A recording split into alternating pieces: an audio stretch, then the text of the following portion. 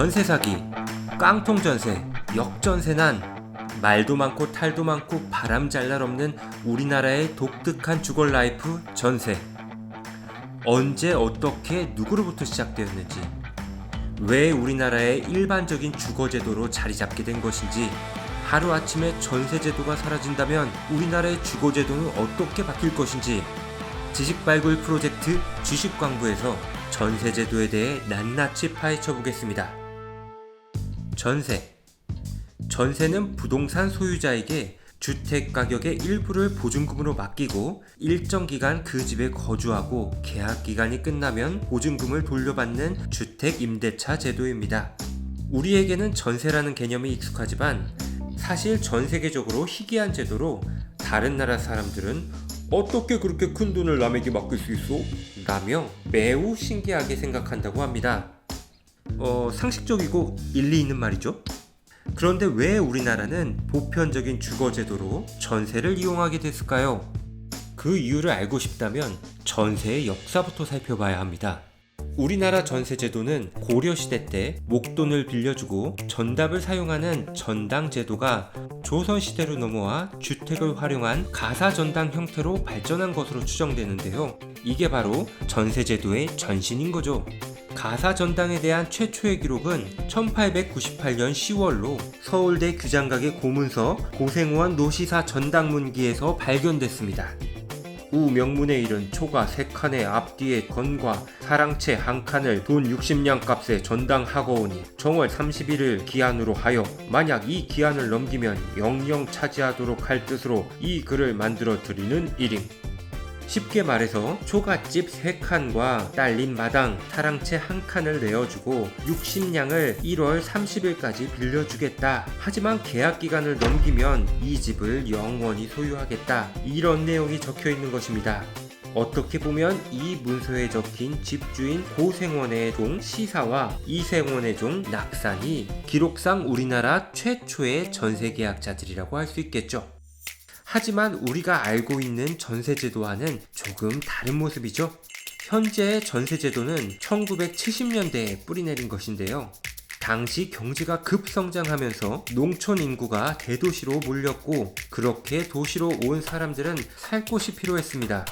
당연히 주택 수요는 크게 늘었고 주택 가격은 급등했죠. 집을 구매하려면 큰 목돈이 필요했지만 개인이 감당하기엔 힘든 수준이었습니다. 지금처럼 은행에서 빌릴 수도 없는 상황이었는데요. 당시 우리나라는 금융 구조가 취약했기 때문에 은행 자금은 수출 대기업 중심으로 돌아가고 개인에게는 거의 대출이 나오지 않았다고 합니다. 그래서 집주인과 세입자 사이에는 서로의 이해관계에 따른 사적 대출 형태의 거래가 생겨났는데요. 집주인은 집을 살 때 모자란 목돈을 세입자의 보증금으로 보충했고 세입자는 자신의 현금으로 살 수 있는 주택보다 더 좋은 집에 거주할 수 있었고 매달 월세를 지출하지 않아도 됐기 때문에 집주인에게 목돈을 맡기고 살게 된 것이죠.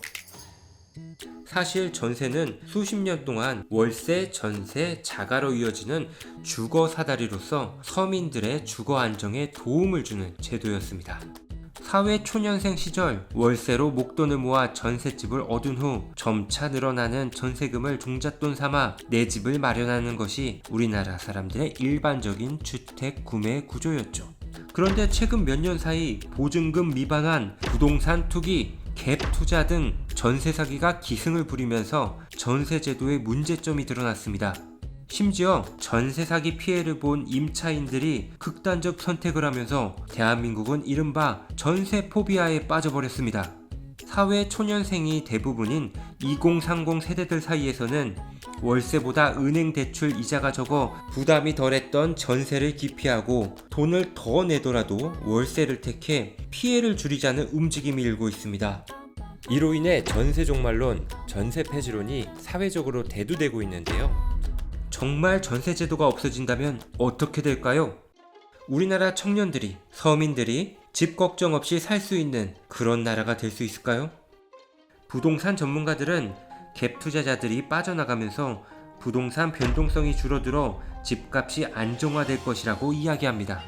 하지만 마냥 긍정적으로만 바라보긴 어렵다는데요. 완전 월세로 넘어가면 세입자의 주거 지출이 지금보다 늘어날 것으로 예측되기 때문입니다. 전세 제도가 없어지고 집값이 안정되면 집주인들은 시세 차익을 누릴 수 없게 될 것입니다. 그럼 수익률을 위해 월세를 높일 수밖에 없겠죠.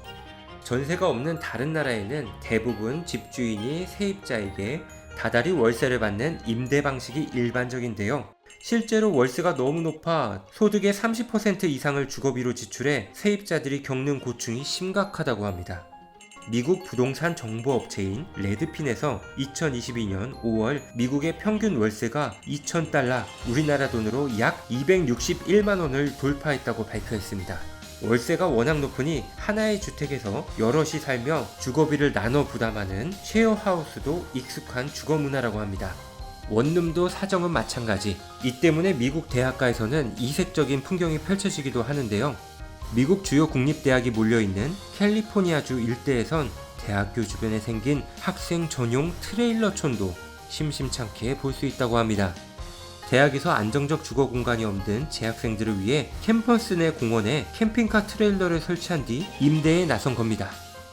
실제로 캘리포니아 대학교 산타크루즈 캠퍼스 UCSC는 캠핑카 42대와 공동 샤워실, 세탁실을 운영하고 있습니다. 임대료는 월 $800가량으로 평균보다 훨씬 저렴하죠. 이렇게 보면 여러가지 문제 상황만 없다면 전세제도가 꼭 나쁜 것만은 아닌 것 같죠? 그럼 전세제도가 있는 다른 나라는 어떤 모습일까요? 우리나라를 제외하고 전세제도를 사용하고 있는 나라는 두 곳으로 확인됐는데요. 바로 인도 일부 지역에서 사용하고 있는 거비와 볼리비아의 안티크레티코입니다. 두 나라의 특징은 우리나라처럼 금융 시스템이 발달한 곳이 아니라는 건데요. 그럼에도 제도 자체가 임차인을 위한 보호장치로 꽤 안정적이라는 점에서 살펴볼 가치가 있습니다. 두 나라 모두 2-3년 정도의 계약 기간을 가지고 임차인은 집주인에게 보증금을 내고 월세 없이 집을 사용합니다. 그리고 계약 기간이 끝나면 임차인은 집을 돌려주고 집주인은 임차인에게 이자 없이 보증금을 돌려줍니다. 우리나라와 똑같죠. 하지만 집주인이 보증금을 돌려주지 못하는 상황이라면 이야기가 달라집니다. 인도는 집주인이 보증금을 돌려주지 못하면 집이 임차인에게 양도됩니다. 볼리비아도 마찬가지인데요. 계약할 때부터 집에 저당이 없어야 하는 건 물론이고 의무적으로 공적 장부에 기록되어 우리나라의 전세권 설정과 같은 역할을 합니다. 계약 만기 시 보증금을 돌려주지 못하면 계약에 따라 자동으로 임차인에게 주택의 소유권이 넘어오게 되는 거죠. 서민들의 부담이 적을 거라 느껴지네요. 우리나라의 전세제도도 100년이 넘는 시간 동안 주택을 매매할 형편이 안 되고 매달 지불하는 월세는 부담인 서민들에게 내 집 마련으로 가는 징검다리 역할을 하며 도움을 준 건 분명한 사실입니다. 하지만 갭 투자 등 사기가 나날이 증가하며 전세는 명과 암이 뚜렷한 제도로 우리 곁에 남았는데요. 전세제도는 정말 없어져야만 하는 걸까요? 서민의 주거 부담을 낮추는 순기능만 살릴 방법은 없는지 제도적으로 개선 방안이 마련되기를 바랍니다. 지금까지 지식캐는 지식광부였습니다.